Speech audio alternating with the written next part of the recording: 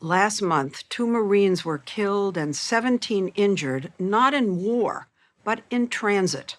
Their truck flipped over on a highway outside of Camp Lejeune, North Carolina. And it's not as uncommon as you'd think. We found that as a parent or partner of someone in the military, you're far likelier to get that dreaded call and learn your loved one was killed in an accident rather than in combat. And many, far too many of the accidents involve armored vehicles during training. The story will continue in a moment. First Lieutenant Connor McDowell, a platoon leader in the Marines, was out on a training mission in a light armored vehicle like this at Camp Pendleton, California in May 2019 when he hit an unmarked ditch covered in brush. Describe what happened. He called out to his men, roll over, roll over, roll over. Pushed his gunner in the turret next to him down under the armor, but he couldn't get himself down in time, and it careened into that ditch, rolled over, and crushed him. Connor was Susan Flanagan and Michael McDowell's only child. At first, I thought that this was what happens when you train like you mean to fight. But when we went to San Diego to bring him back, I had a couple of idle moments in the hotel, and I Googled rollover and military, and I discovered that at Pendleton, a month before, a Marine raider had died in a rollover. So I Googled further back, the Army, etc., and suddenly I saw a whole series of deaths in rollovers of military vehicles, all kinds, Humvees, light armored vehicles, Bradley fighting vehicles. And then I realized this is not a single incident, this is a systemic problem. During training? During training. I can accept people dying in combat, but if you're training in your own country and you're dying needlessly in preventable accidents, this is a massive problem which has to be fixed.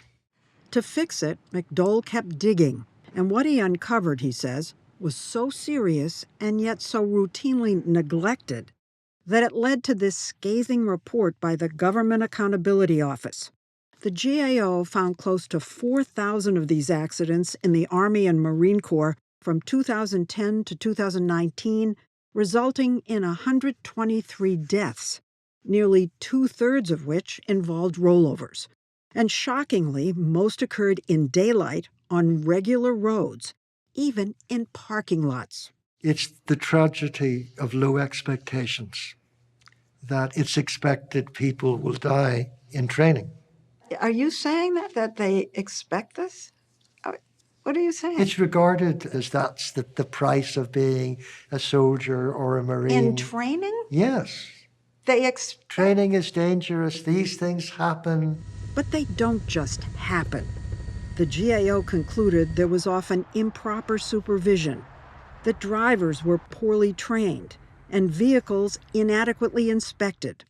Some accidents involved multiple factors, as was the case with Christopher Bobby Nem, a Navy sailor. These are screams of joy from Bobby's mom, Nancy, when he surprised her one Christmas. A year and a half later, in the summer of 2020, he and 15 Marines were training off Camp Pendleton in amphibious assault vehicles, or AAVs like these. Giant armored vessels Marines used on both land and sea. His stepdad, Peter Vienna, says the Marines had no business sending out the AAVs used in his son's drill. They're 40 years old, and they were in terrible condition. And instead of asking for better condition AAVs, which there were plenty of them, they had gotten all of them that were in poor condition. So they're sitting in a parking lot on Camp Pendleton, baking in the sun. They're deteriorating. Peter Ostrovsky's son, Jack Ryan, was also on that mission. A week prior to the mission, we were speaking on the telephone, and he made the comment that AAVs sink all the time. They've called them, and he called it a floating coffin. Do you think he was worried? Oh, absolutely. 2 AAVs broke down, and their son's designated vehicle sprang an engine leak. And yet, the mission was not aborted. What was the drive to go forward with faulty equipment? They're trying to keep a schedule, stay on time. The safety of our sons took a second place to completing a training mission. This isn't combat. This isn't got to do it right now. This is training. There should have been an all-stop at many points. But 16 young men crowded into the AAV, as seen in this video that one of the Marines sent his dad. It almost immediately started taking on water, ankle level, calf level, seat level, as one by one the AAV systems were failing. The communication system was down. They were in the dark using the lights on their cell phones to try to see. Wait, the lights didn't work? The safety lighting that's supposed to function didn't function. Were there lifeboats? No, so there's supposed to be 2 safety boats in the water. They went with none. This is the AAV at the bottom of the ocean, an underwater video we obtained through a Freedom of Information request. 7 men made it out alive. 9 did not. Turns out most had received little or no safety training on how to escape. It doesn't make sense. There's so much of it that doesn't make sense. They were taking on water for 45 minutes, yet they were still found at the bottom of the ocean with all their gear still on, their body armor. And they should not have, that should have come off. They didn't know what to do. They were all looking at each other like, what does this mean? What do we do? You know, the Marine Corps did its own investigation, and the Marine Corps concluded that this, and I'm going to use the direct quote, was preventable. The top-down incompetence, the lack of readiness, really the lack of duty of care for our sons. It was shocking. Can you sue the military or the commanders for what happened? There's the Ferris Doctrine makes that impossible. The Ferris Doctrine prevents anyone from suing the military for anything that happens to service members on the job, no matter how egregious. The biggest thing for me is these boys were not protected. I have this vision in my head, nightmares of the AAV going down. What was his last word? This was one of the worst training accidents in Marine Corps history. But accidents keep coming, and the GAO states less serious ones are likely underreported.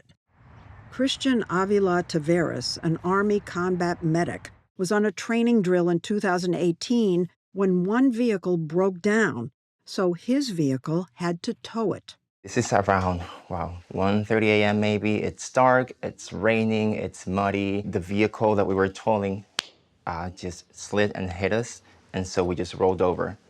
And I was expelled from the vehicle, and then the vehicle just landed on top of me, pinning me down from the waist down. So this giant monster vehicle rolls over on top of you? Yes, on top of me. His left leg had to be amputated above the knee. The right leg was so badly damaged, he spent the next 2 years in rehab learning how to walk again. Killing it, bro. Killing it. And we learned there was another rollover during training at that same place, that same day as Avila Taveras'. The Army told us there were fewer vehicle deaths last year, saying most are caused by human error and inexperience. Nearly 1 in 5 enlistees join the Army with no driver's license. The Pentagon and Marines declined our interview requests, though the new defense budget mandates several new safety provisions, and AAVs will no longer be used in water drills. But there are more steps the military could take that they haven't, involving relatively inexpensive upgrades to the vehicle involved in most accidents, the Humvee. This test footage by IMI, a safety system supplier, shows what can happen inside a Humvee in a rollover. But watch. drivers could have a better chance when Humvees are retrofitted with IMI's restraints and airbags. One reason there are so many Humvee accidents is numbers. Over 100,000 are used by the Army alone. Another cause is engineering. Their high center of gravity makes them prone to flip over. And because Humvees were easy targets for IEDs in Iraq and Afghanistan, the military added extra armor that made them even less stable. Okay. We were invited by Ricardo Defense, a small military contractor, to suit up for a demo of how unstable these vehicles can be while making turns. All right, let's go. We were going less than 30 miles an hour. The 2 yellow bars were there to prevent us from actually tipping over.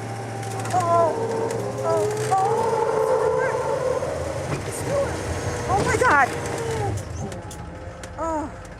Most Humvees do not have anti-lock brakes or electronic stability control that prevent rollovers.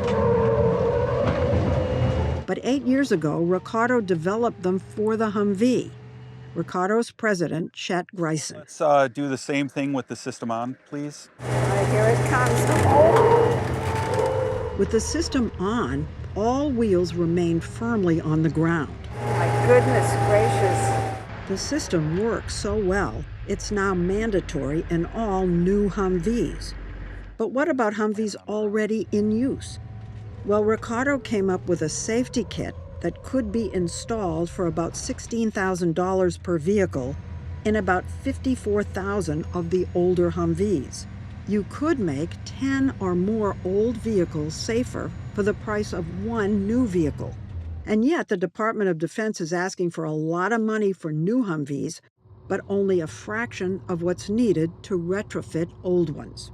If the budget were to be approved today, as the numbers stand, we would have enough funding for about 545 vehicles. 545 vehicles out of 54,000? That's it? That's it, yeah, and so that's about 1% of the fleet. At that rate, it'll take 100 years to get the fleet fit. A recent letter to the Pentagon from several congressmen endorses your kit. They calculated that the difference in cost between putting your kit on and building a new vehicle is about $13 billion. It sounds like a no-brainer. Yeah, why wouldn't you do it? Chair of the Armed Services Subcommittee on Readiness, Congressman John Garamendi, told us that Congress and the Pentagon's preference for new over upgrades is often predicated on keeping defense contractors fed. Have you made any move to say nobody should be in a Humvee that doesn't have anti-lock brakes? We have tried and I have lobbied. We want to increase safety in training because people are dying needlessly in preventable accidents. It won't cost that much, but it's got to be done. And that's for the American people to press their members of Congress.